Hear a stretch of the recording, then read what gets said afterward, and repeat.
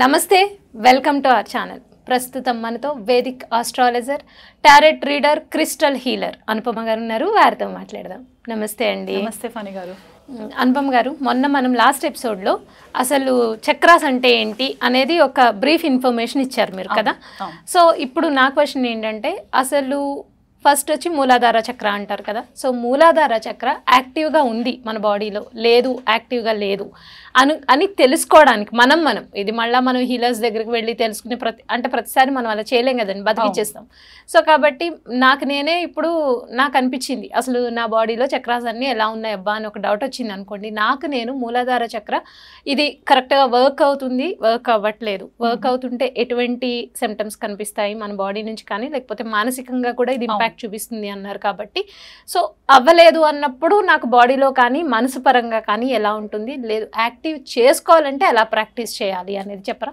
Okay, first of all మూలాధార చక్ర గురించి తెలుసుకోవాలి అంటే అది మన బాడీలో ఎక్కడ లొకేట్ అయ్యింది అనేది కూడా మనకి ఇంపార్టెంట్ అయిపోతుంది.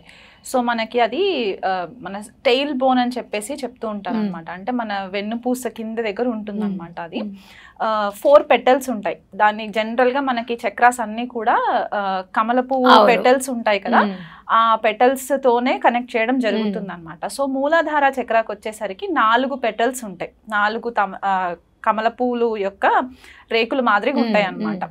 సో ఇది రెడ్ కలర్ లో ఉంటుంది మూలాధార చక్ర. జనరల్ గా అన్ని చక్రాస్ 7 చక్రాస్ కూడా మనకి ఫిజిక్స్ మనం చదువుకుని ఉంటే కనుక లైట్ స్పెక్ట్రమ్ కాన్సెప్ట్ మనం చదువుకుంటే విబ్జిఆర్ అని చెప్పి కలర్స్ ఉంటాయి, violet, blue, IndiGo, green, yellow అలా. సో ఇలా మూలాధార చక్రాకి వచ్చేసరికి ఏంటి అంటే రెడ్ కలర్ లో ఉంటుంది. ఈ చక్ర యొక్క మెయిన్ సిగ్నిఫికెన్స్ ఏంటి అంటే స్టెబిలిటీ అండి. చాలా మందికి స్టేబుల్గా ఉండము మనము, అండ్ మనకి స్టెబిలిటీ లేనప్పుడు ఏంటంటే కన్ఫ్యూజన్లో ఉంటాము, కాన్ఫిడెంట్గా ఉండము, అసలు ఏం చేస్తున్నామో ఒక పరిజ్ఞానం లేకుండా డిస్టర్బ్ అయిపోయి ఉంటాం. సో ఈ మూలాధార చక్రకు వచ్చేసరికి ఏంటంటే మనకి జ్యోతిష ప్రకారం చూసుకుంటే అంటే చక్రాస్ని మనము ప్రతిదీ కూడా ఆస్ట్రాలజికల్గా కూడా కనెక్ట్ చేయడానికి ఉంటుంది అనమాట. సో ఈ చక్ర స్టెబిలిటీకి రిప్రజెంట్ చేస్తుంది అండ్ బేస్ లెవెల్లో ఉంటుంది మనకి. దీని ఇంగ్లీష్లో రూట్ చక్ర అంటారు, బేస్ చక్ర అని కూడా అంటారు. గ్రహం వచ్చేసి శనితో కనెక్ట్ చేస్తారు. అంటే కొంతమందికి డౌట్ రావచ్చు ఏంటంటే ఎరుపు రంగుతో కనెక్ట్ చేస్తున్నాం కదా, మార్స్ కూడా అనొచ్చు కదా, కుజగ్రహం కూడా అనొచ్చు కదా అని అంటారు. కాకపోతే మనకి స్టెబిలిటీ ఇచ్చేది మాత్రము శని గ్రహం స్టెబిలిటీ ఇస్తుంది. కాబట్టి మనకి మ్యాక్సిమం క్లాసిక్స్లో అవ్వచ్చు, మనకి పూర్వము మన ఏన్షియంట్ సేజెస్ ఎవరైతే ఉన్నారో వాళ్ళు మనకి శనితోనే కనెక్షన్ చేశారు. కాబట్టి ఇది మూలాధార వచ్చేసి శని గ్రహంతో కనెక్టివిటీ ఉంటుందన్నమాట. ఇది భూతత్వానికి సంబంధించిన చక్రంగా చెప్పబడుతుంది. అంటే ఎలిమెంట్ వచ్చేసి ఎర్త్ ఎలిమెంట్ అన్నమాట. సో మనకి లైఫ్లో స్టెబిలిటీ ఉండడానికి, మనం ఏ పని చేసినా సరే కాన్ఫిడెంట్గా చేయడానికి అనేది మనకి చాలా రిప్రజెంట్ అవుతుంది. అయితే ఇప్పుడు మీరు అడిగిన ప్రశ్న ఏంటంటే ఇది బ్లాక్డ్ ఉంటే ఎలా ఉంటుంది, అన్బ్లాక్డ్ అయితే ఉంటే. మెయిన్గా ఫస్ట్ ఆఫ్ ఆల్ ఇక్కడ ఏమవుతుందంటే చక్రాస్ ప్రాపర్ బ్యాలెన్స్డ్గా ఉండాలి. కొంతమందికి ఏంటంటే ఓవర్గా ఇదైపోయినా కూడా ప్రాబ్లమ్స్ వచ్చేస్తుంటాయి. అది కూడా ఉంటుంది, అది కూడా ఉంటుంది. అందుకే ఒక ప్రాపర్ బ్యాలెన్స్ అనమాట. ఇప్పుడు మనము తరాజు చూసుకుంటే ఎలా అయితే బ్యాలెన్స్ ఉంటుందో అట్లాగే అనమాట ఇది కూడా. సో ఇది యాక్టివ్ ఉండాలి, ఫస్ట్ ఆఫ్ ఆల్ ఓపెన్ ఉండాలి, and at the same time active ఉండాలి, బ్యాలెన్స్డ్ ఉండాలి మళ్ళీ.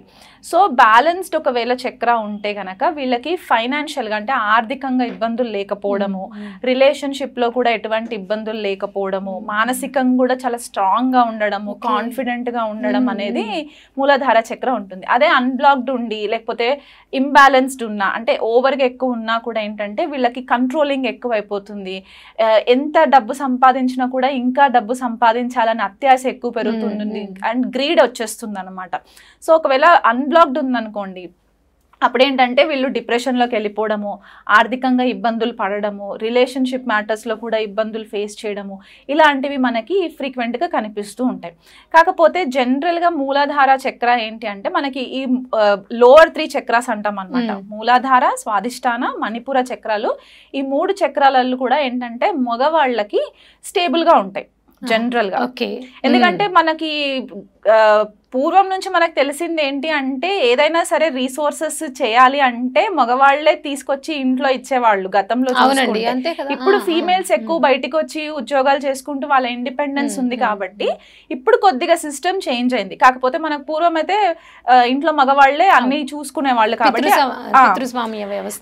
సో ఆ స్టెబిలిటీ అనేది వాళ్ళకి న్యాచురల్ గా ఉంటుంది అనమాట మగవాళ్ళకి.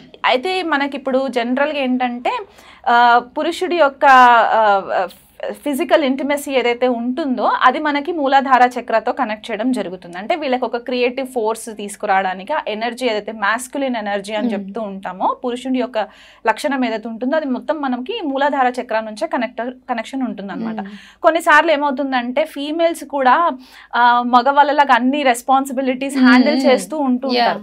సో వాళ్ళకి అక్కడ ఓవర్ గా ప్రొడ్యూస్ అవ్వడం కూడా ఉంటుంది అనమాట. అంటే వాళ్ళ సిచ్యువేషన్స్ ని బట్టి వాళ్ళు అలా మారడం జరుగుతూ ఉంటుంది కాబట్టి.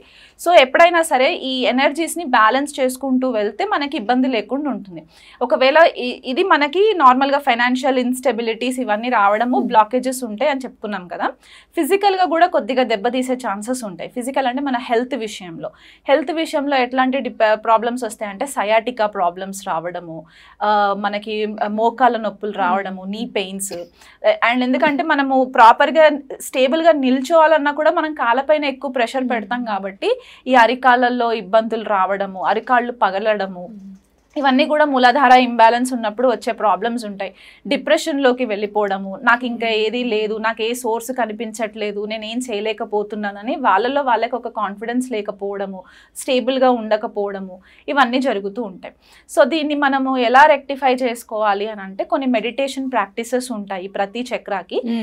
ఈ పర్టిక్యులర్ సౌండ్ని మెడిటేషన్ ప్రాక్టీస్ చేసేటప్పుడు కనీసం ఒక 21 days వాళ్ళ మూలాధార చక్రాన్ని ఇమాజిన్ చేసుకుంటూ ఏదైనా రెడ్ కలర్ ఆకారంని ఇమాజిన్ చేసుకుంటూ గనక వీళ్ళు 21 days స్ట్రైట్ గా ఒకటే చక్రం పైన ఫోకస్ చేయాలి. మళ్ళీ అక్కడ డిస్టర్బెన్స్ లేకుండా వేరే చక్రాస్ పైన ఫోకస్ చేయకూడదు.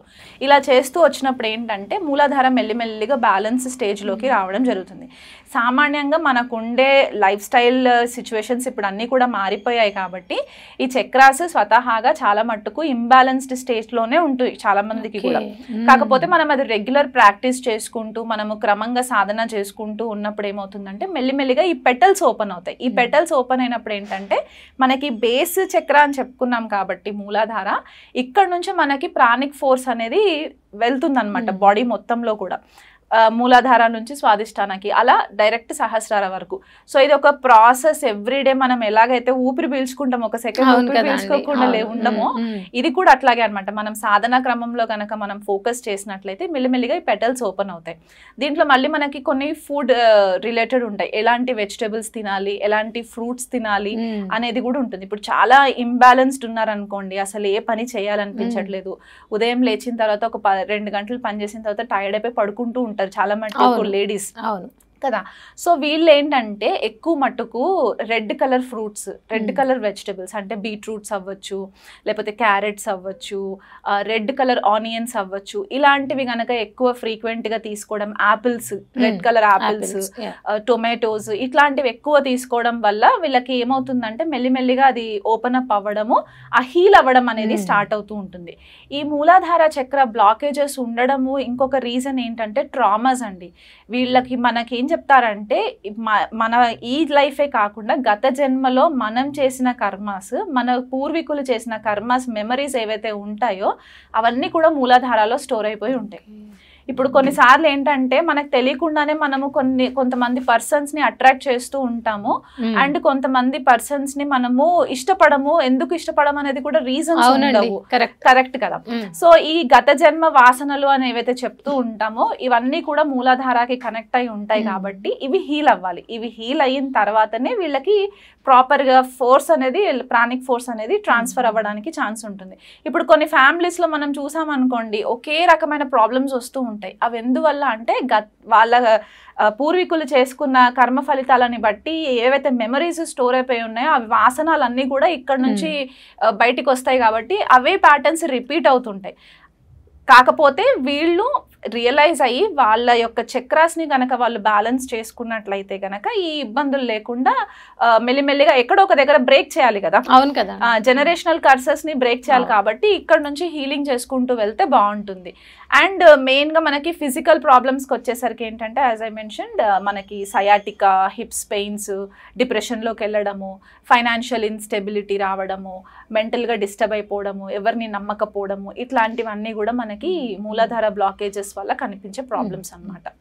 రైట్ అండి అనుపమ గారు. మూలాధార చక్ర బ్లాకేజెస్ ఉంటే ఎటువంటి ప్రాబ్లమ్స్ ఉంటాయి, సో అది అన్బ్లాక్ చేసుకోవడం ఎలా అని ఫుడ్తో సహా అలాగే మెడిటేషన్ ఇవన్నీ చాలా చక్కగా వివరించారండి. ధన్యవాదాలు. నమస్తే.